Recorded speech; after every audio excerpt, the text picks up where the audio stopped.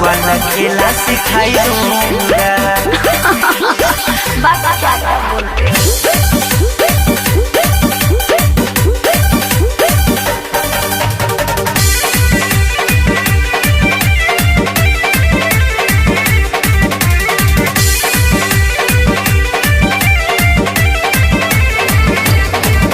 मेरी शादी होने वाली है लगन के शुरुआत में, ना जाने कैसे करेगा पिया जी हमारे साथ में।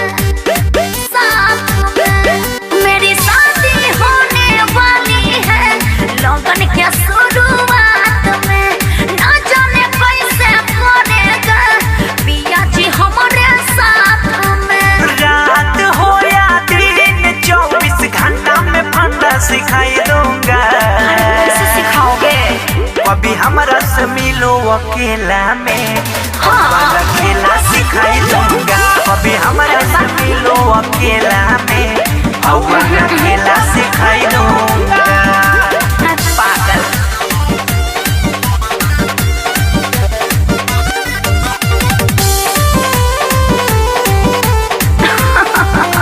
बाबा क्या क्या बोलते हो।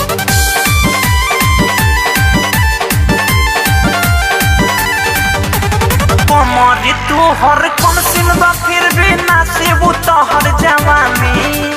मन में अपना बात बैठाला करी वो खूब मन मानी। कमर तू हर कम सिनबा फिर भी नासिबू तोहर जवानी। मन में अपना बात बैठाला करी वो खूब मन मानी। मेरा भलाई तुम देख रहे हो, अपना रोटी सेक रहे ऐसा हो। ना बा। मेरा भलाई तुम देख रहे हो, अपना रोटी सेक रहे हो। करेंगे शुरुआत आज, रात वाला दुनिया दिखाई दूंगा। देखा दो ना। अभी हमरा से मिलो अकेला में सच वाला खेला सिखाई दूंगा। अभी हमरा से मिलो अकेला में वाला खेला सिखाई दूंगा। मिलो ओए होए। ए सुनना बहुत नहीं ऐसे दुनिया ना देखो। अरे कैसे हो।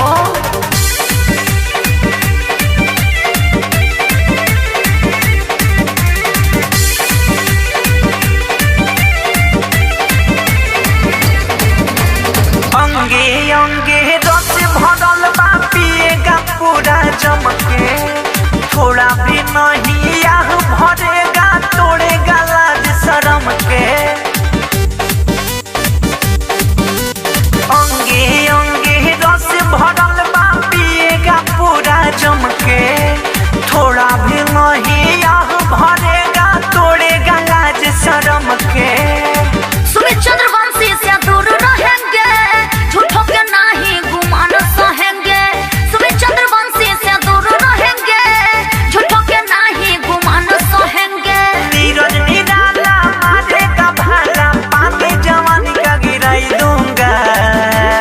अरे दिखा दो ना। अभी हमरा से मिलो अकेला में वाला खेला सिखाई दूंगा।